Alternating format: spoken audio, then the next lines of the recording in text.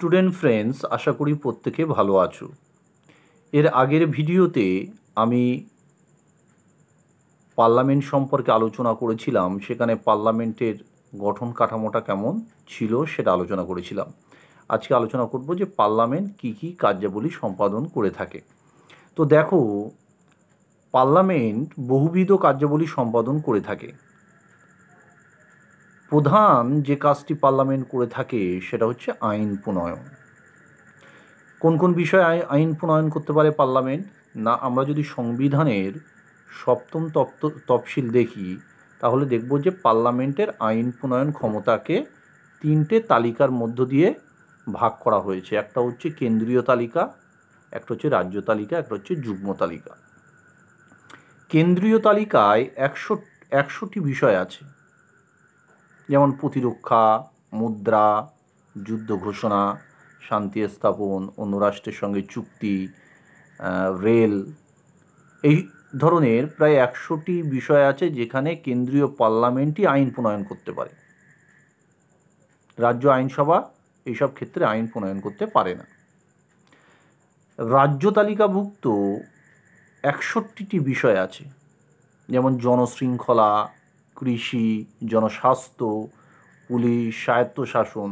এক্ষেত্রে রাজ্য আইনসভাই কিন্তু আইন প্রণয়ন করতে পারে। আর যুগ্ম তালিকায় টোটাল 52টি বিষয় আছে, যেমন বিবাহ বিচ্ছেদ, শিক্ষা, সামাজিক বীমা, এই সংক্রান্ত বিষয়। তো এক্ষেত্রে আমরা দেখব কেন্দ্রীয় পার্লামেন্টও আইন প্রণয়ন করতে পারে, রাজ্য আইনসভাও আইন প্রণয়ন করতে হবে।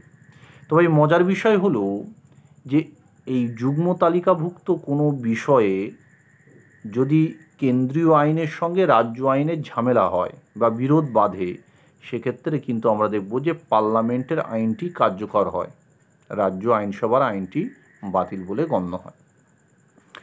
আমরা যদি দেখি যে এই তিনটে তালিকা ছাড়াও আর একটা তালিকা আছে যাকে বলা হচ্ছে অবশিষ্ট ক্ষমতা।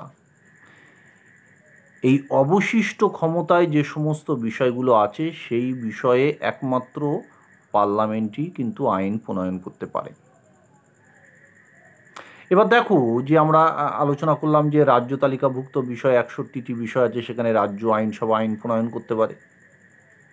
কিন্তু রাজ্য তালিকাভুক্ত বিষয়েও কিন্তু পার্লামেন্ট ক্ষেত্র বিশেষে আইন প্রণয়ন করতে পারে। কিভাবে? চলো দেখি। দেখো, রাষ্ট্রপতি যদি জরুরি ঘোষণা করে, রাষ্ট্রপতি যদি জরুরি অবস্থা ঘোষণা করে, আমরা জানি রাষ্ট্রপতির কাছে 3 প্রকার জরুরি ক্ষমতা জারি করার ক্ষমতা আছে। একটা হচ্ছে 352 সমগ্র দেশে জাতীয় জরুরি অবস্থা ঘোষণা করতে পারে, কোনো রাজ্যে শাসনতান্ত্রিক অচলাবস্থা ঘোষণা করতে পারে 356, এবং সমগ্র দেশে আর্থিক জরুরি অবস্থা ঘোষণা করতে পারে। এখন কোনো কারণে যদি রাষ্ট্রপতি শাসন জারি হয় তাহলে পার্লামেন্ট রাজ্য তালিকাভুক্ত বিষয় আইন প্রণয়ন করতে পারে। আবার দেখো যে রাজ্যসভায় 2/3 সদস্য যদি জাতীয় স্বার্থে রাজ্য তালিকাভুক্ত বিষয়ে পার্লামেন্টের আইন প্রণয়ন করা উচিত, তাহলে যদি এই ভেবে তারা যদি পার্লামেন্টের কাছে অনুরোধ করে যে রাজ্য তালিকাভুক্ত বিষয় আইন প্রণয়ন করা উচিত জাতীয় স্বার্থে, সেক্ষেত্রে কিন্তু পার্লামেন্ট আমরা দেখব রাজ্য তালিকাভুক্ত বিষয় আইন প্রণয়ন করতে পারে। এছাড়াও 2 বা ততোধিক রাজ্য আইনসভা তারা যদি অনুরোধ করে তাহলে পার্লামেন্ট রাজ্য তালিকাভুক্ত বিষয়ে আইন প্রণয়ন করতে পারে। এছাড়াও আমরা দেখব যে আন্তর্জাতিক চুক্তি বা সন্ধির শর্ত পূরণের জন্য প্রয়োজন মনে করলে পার্লামেন্ট রাজ্য তালিকাভুক্ত বিষয়ে আইন প্রণয়ন করতে পারে। তাহলে দেখব যে পার্লামেন্টের মূল কাজ হচ্ছে আইন প্রণয়ন করা, আইন তৈরি করা। এবার আলোচনা করব পার্লামেন্টের অর্থনৈতিক ক্ষমতা বা অর্থনৈতিক কাজ।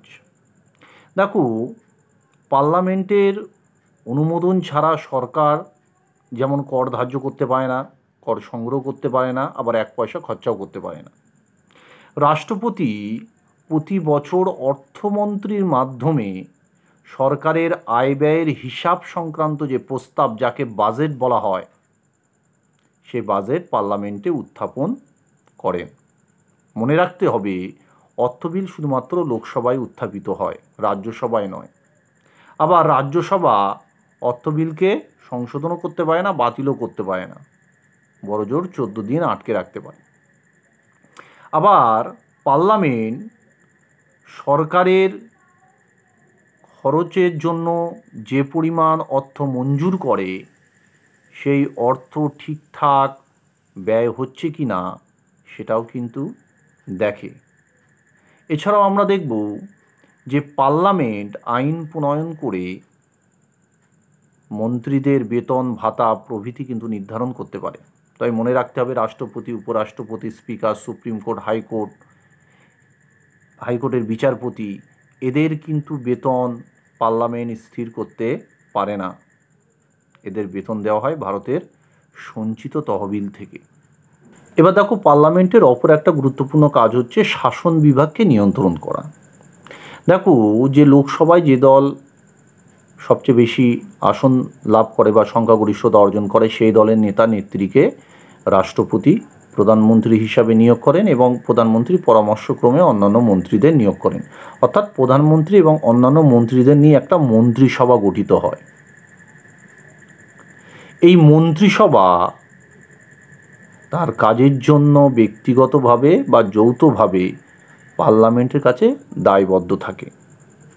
পার্লামেন্ট বা লোকসভার কোনো সদস্য যদি মন্ত্রিসভার বিরুদ্ধে অনাস্থা প্রস্তাব আনে, অর্থাৎ মন্ত্রিসভার প্রতি আর আস্থা থাকলো না, মন্ত্রিসভা দুর্নীতিগ্রস্ত হয়ে যদি পড়ে বা মন্ত্রিসভা সংবিধান বিরোধী কোনো কাজ করে বা জনগণের স্বার্থ বিরোধী কোনো কাজ করে, সেক্ষেত্রে যদি লোকসভা প্রস্তাব আনে যে মন্ত্রিসভার প্রতি আমাদের আর আস্থা নেই, যাকে বলা হচ্ছে অনাস্থা প্রস্তাব, আর সেই প্রস্তাব যদি একবার লোকসভায় পাশ হয়ে যায় তাহলে কিন্তু মন্ত্রিসভাকে পদত্যাগ করতে হয়। এছাড়াও আমরা দেখব যে পার্লামেন্ট মুলতবি প্রস্তাব, দৃষ্টি আকর্ষণী প্রস্তাব বা মন্ত্রীদের প্রশ্ন জিজ্ঞাসার মাধ্যমেও কিন্তু আমরা দেখব মন্ত্রিসভাকে নিয়ন্ত্রণ করতে পারে। এবার দেখো, পার্লামেন্টের কিছু নির্বাচন এবং অপসারণ সংক্রান্ত ক্ষমতা আছে। আমরা দেখব যে রাষ্ট্রপতি, উপরাষ্ট্রপতি নির্বাচনে পার্লামেন্টের সদস্যরাই অংশগ্রহণ করে। আবার স্পিকার লোকসভার সদস্যদের দ্বারা নির্বাচিত হন।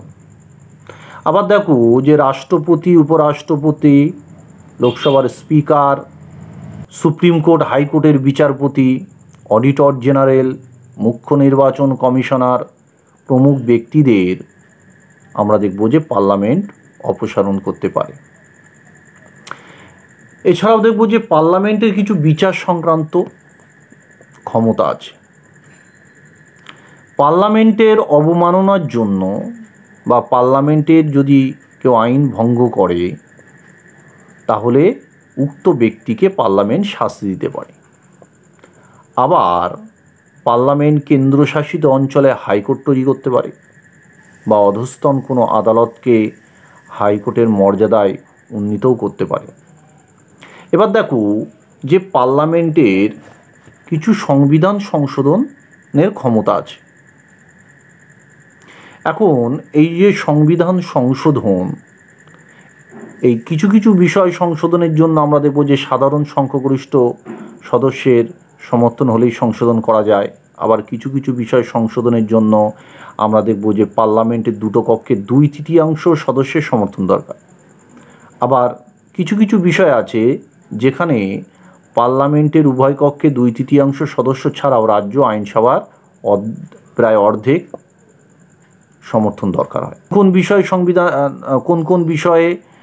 বিষয়ে পার্লামেন্ট সংশোধন করতে পারে না, রাষ্ট্রপতি নির্বাচন সংক্রান্ত বিষয়, কেন্দ্র রাজ্যের ক্ষমতা বন্টন সংক্রান্ত বিষয়, আমরা দেখব যে সুপ্রিম কোর্ট, হাইকোর্ট সংক্রান্ত বিভিন্ন বিষয়, রাজ্যের নাম সীমানা পরিবর্তন সংক্রান্ত বিষয়,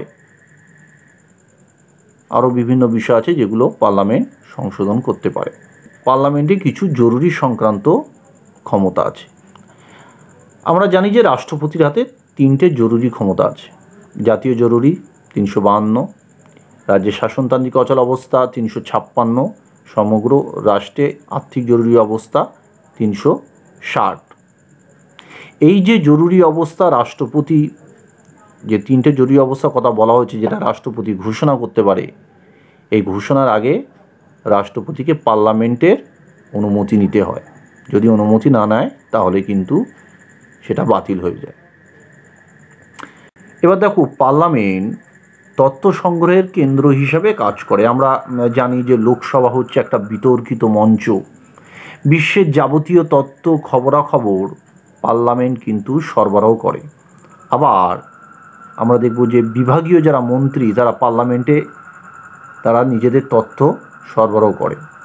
এইসব তথ্যাদি মাধ্যমে জনগণ সরকারি কাজকর্ম সম্পর্কে জানতে পারে, অর্থাৎ সরকার সঠিক কাজ করছে কিনা বা সরকার দুর্নীতিগ্রস্ত কিনা। অর্থাৎ পার্লামেন্ট হচ্ছে তথ্য সরবরাহের ভাণ্ডার। এখানে বিভিন্ন বিষয় আলোচিত হয়, বিভিন্ন রাজনৈতিক বিষয়, বিভিন্ন অর্থনৈতিক বিষয়, সামাজিক বিষয় আলোচিত হয়। তাহলে আমরা কি দেখলাম? তাহলে দেখো যে ভারতীয় পার্লামেন্ট আইন প্রণয়ন থেকে শুরু করে শাসন বিভাগকে নিয়ন্ত্রণ করা পর্যন্ত বিভিন্ন কার্যাবলী সম্পাদন করে থাকে এবং এর থেকে মনে হয় যে পার্লামেন্ট বিপুল ক্ষমতার অধিকারী। কিন্তু মনে রাখতে হবে যে তত্ত্বগতভাবে পার্লামেন্ট শাসন বিভাগকে নিয়ন্ত্রণ করলেও বর্তমানে কেন্দ্রীয় ক্যাবিনেটই কিন্তু শাসন বিভাগকে নিয়ন্ত্রণ করে। এই যে ক্যাবিনেটের একনায়কতন্ত্রের কাছে ভারতীয় পার্লামেন্ট তার সার্বভৌম ক্ষমতা হারিয়ে ফেলেছে। তাহলে এর দ্বারা প্রমাণিত কি হয়? যে শাসন বিভাগের ইশারাতেই পার্লামেন্ট বাস্তবে কাজকর্ম পরিচালনা করে থাকে। তো প্রিয় ছাত্রছাত্রী, আশা করি বিষয়টা তোমরা বুঝতে পারবে। যদি কোনো প্রশ্ন থাকে অবশ্যই আমাকে ফোন করবে বা নিচে কমেন্ট বক্সে অবশ্যই লিখে জানাবে, আর অবশ্যই চ্যানেলটি সাবস্ক্রাইব করবে। সকলে ভালো থাকবে, সুস্থ থাকবে।